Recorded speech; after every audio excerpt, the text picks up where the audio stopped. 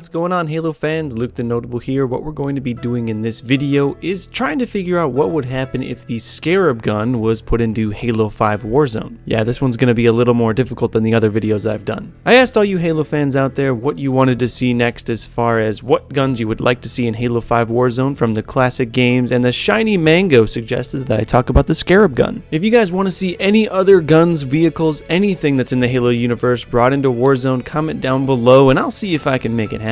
I've already gotten a ton of awesome suggestions to fuel this series to no end. Now, if you don't know what the Scarab gun is, the Scarab gun was an Easter egg placed in Halo 2. You can actually still get this Easter egg. It's not a hard process, but it is a very time-consuming one. I borrowed Ready Up Live's footage, and he also has a helpful guide if you want to do this yourself. Keep in mind that this isn't the only way to get the Scarab gun. There are a lot of other options that you can do that are a little bit more difficult, but are a lot faster. In order to get the Scarab gun, at least with this method, which I decided to use because of the length of it and it's kind of a cool method, you should play the Halo 2 mission Metropolis, and what you're going to need to do is get a Banshee to follow you at the start of the mission. You're going to have to make sure that this Banshee stays alive through your trek in the tunnels, and you're going to want to shoot its wings off once you come to this location. Shooting the Banshee's wings off allow you to move the Banshee through this tunnel into the next area, and then once you have the Banshee out of the tunnel, all you have to do is fly it up to the Scarab gun. The Scarab gun is a very powerful gun that looks exactly like a plasma rifle. Most of the skill in using this gun is not killing yourself. It never overheats, it has unlimited ammo, and it's basically going to kill everything it touches. And if you don't want to use the Scarab gun on the mission Metropolis, you can actually activate a skull in Halo 2 that everyone gets. You don't need to find this thing, very easy to use. That makes every held player gun a Scarab gun. It makes the entire Halo 2 experience 100% easier. Not as fun because you can basically just blaze through entire levels, but definitely cool. Now obviously, we can't just take the Scarab gun as it is and put it into Halo 5 Warzone. It would be completely overpowered, and in fact, the way we rate weapons, which is my weapon rating system, again, I made a video on this, I've explained it in all the other videos that I've done this subject, but if you have a weapon with unlimited ammo, it actually gets an unlimited score on my value rating system. So we can't use the Scarab gun in its current state. Well, I should say that we could use the Scarab gun in its current state, but it would essentially break Warzone as we know it. If you think showcase videos are boring and monotonous now, just wait until this thing comes out. What I want to try to do in this video is balance the Scarab gun so that it is a legendary level 9 wreck, because it deserves that. It's the damn Scarab gun. And if you think about it, there are already a ton of very powerful wreck weapons that are in Warzone already. One that comes to mind that is a lot like the Scarab gun is Spanker Prime. This thing is an upgraded rocket launcher that gives you a better jump speed, more shields, and has missile-like rockets. Not only that, but you get 10 of these missile-like rockets that allow you to kill 10 Spartans, and many times when you wreck in a Spanker Prime, you're going to get all 10 of those kills. And keep in mind the fact that a Spanker Prime is only a level 7, not a level 9, which we're going to try to make the Scarab gun.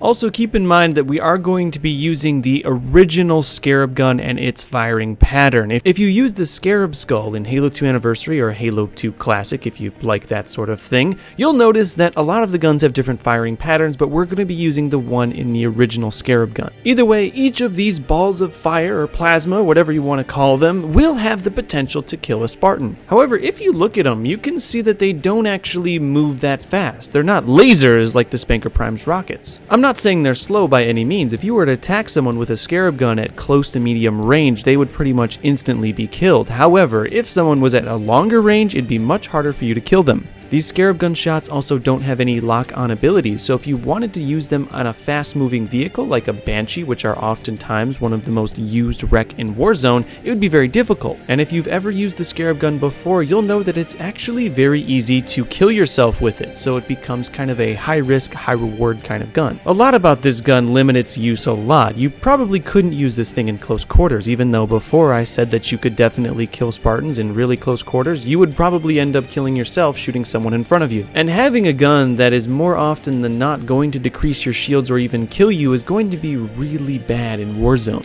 In Warzone, you're going up against a team of 12, and that team of 12 also has AI that is going to be shooting at you as well, and if your shields even go down for a second, there's always the possibility that someone on the enemy team can take you out with an easy battle rifle shot to the head. So I do think we have found this gun's niche. It's going to be a level 9 legendary wreck that is going to deal a ton of damage, but with considerable risks to the player wrecking it in. Especially considering the fact that if you were to die with your Scarab gun, there's a good chance that the enemy will pick it up and use it on your teammates. All that being said, essentially all we have to now do is figure out how many shots you're going to get with this thing, because there's no way we're going to give you unlimited ammo. There are not currently any level 9 wrecks in Warzone. I'm thinking that they haven't done that so they can reserve level 9 for things in the game that are a little bit too overpowered. Currently the Phaeton Helio sits at level 8 wrecks, but it's so good it should be honestly level 9. But like I said before, the Scarab gun will have to be a level 9 wreck. It's just got so much history with Halo, and it's the Scarab gun. It needs to be the highest it can be. I talked about the Spanker Prime before, and if you remember what I said about the Spanker Prime, it's a level 7 wreck that gives you an upgraded shield, upgraded speed boost and jump, and allows you to shoot rockets that are like missiles, and it has 10 shots. All things considered, honestly, I would probably rather have a Spanker Prime over a Scarab gun, assuming the Scarab gun didn't have unlimited ammo. If you think about it, most high-end wrecks do something for you as their holder to increase your chance of surviving longer. The Spanker Prime increases your shield, the George's chain gun increases your shield, the Prophet's Bane gives you invisibility, Tartarus's Gavel increases your speed and health and overall just makes you a badass, Whispered Truth and the Halo CE Magnum both give you speed boosts. Even Nornfang, which doesn't actually help you stay alive because it only gives you a damage boost, in a sense does help you stay alive because it's a Nornfang. It can shoot people from a mile away. You don't have to be in the fight. But a Scarab gun wouldn't give you any of those things, which a lot of the other high-end wrecks do. And normally I wouldn't make a big point about this, but the fact that the Scarab gun can kill you very easily if you mess up with it is a big point to give. I mean, if you wreck a George's chain gun, that's only going to cost you 6 wrecks, and even if you take a sniper rifle to the face, you'll probably end up surviving. But if you wreck a Scarab gun and there happens to be a ghost flying through at the same time, you're going to get splattered and instantly be out of 9 wrecks. And maybe not a lot of you will agree with me on this because you think that it might be a little bit too overpowered, but I really truly think that the Scarab gun, if brought into Halo 5 Warzone, should provide 15 shots. Going back on what I said before about the Scarab gun, it being a high-risk, high-reward type gun, I think this would be great. Sure, 15 shots is plenty if you want to get a Killionaire and even miss 5 of those shots, but that's assuming everyone lines up in front of you. If you mess up with the Scarab gun, which even includes shooting at your feet too low, you're definitely going to end up killing yourself and the enemy's going to take your weapon. Still think it's a little bit too many shots? Well, let's bring in my weapons value rating system. I've used this in all of my previous videos, and while I didn't want to use it too much in this one, I'm just going to use it to give you some context. But it essentially just ranks Halo 5 rec weapons on their ability to kill Spartans. But not just their ability to kill Spartans, their ability to kill Spartans and do it cheaply. What's the point of wrecking in something that's level 9 if you only get 1 shot? The lowest value rating belongs to the Oni rocket pod at 0.223, and the highest belongs to the George's chain gun at 3.2. The average weapon rating for all of the 85 wrecks in the game right now is 1.21. And using this value rating system, I found that a level 9 Scarab gun that had 15 total shots with all of the stats that we've talked about in this video would have a value rating of 1, meaning that as far as value go, 15 shots with a Scarab gun would actually put it below average for value.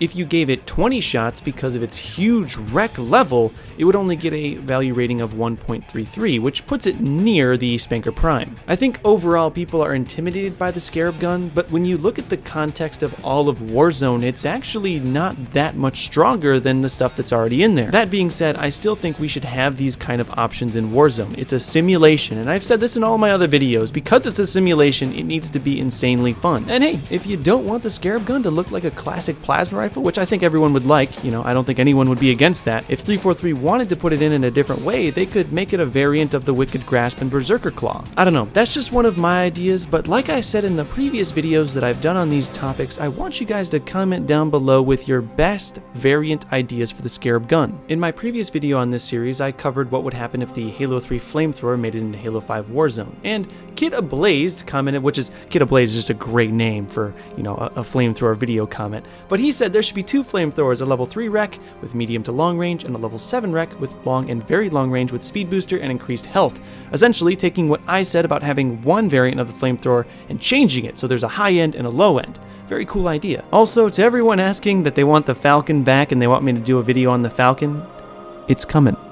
Get hyped. But if you haven't seen me before, guys, that is the end of the video, and I do want you to subscribe. I make tons of awesome Halo content just like this stuff. If you liked this video and want to learn more about Halo, one of the easiest ways is with Audible. Audible is a service from Amazon that offers a massive amount of audiobooks to its subscribers, and Audible is currently offering a 30-day audiobook service. You'll get access to 2 free audiobooks, and yes, all of the Halo novels are on audiobook and available right now. I personally like listening to these audiobooks while online playing some Halo, and of course you can cancel anytime. If you're interested in learning all about the Fall of Reach or a resident expert on what the ladies like, go down to the link in the description and to sign up for your absolutely free 30-day trial of Audible. And if this offer didn't already sound like the most notable thing you've ever heard, the 2 books you get with the trial are yours to keep forever, even if you cancel. So click on that link down in the video description to get your 2 free audiobooks with Audible completely risk-free. But anyway guys, thank you all for watching. Please stay notable, and I will see you in the next video. Bye-bye.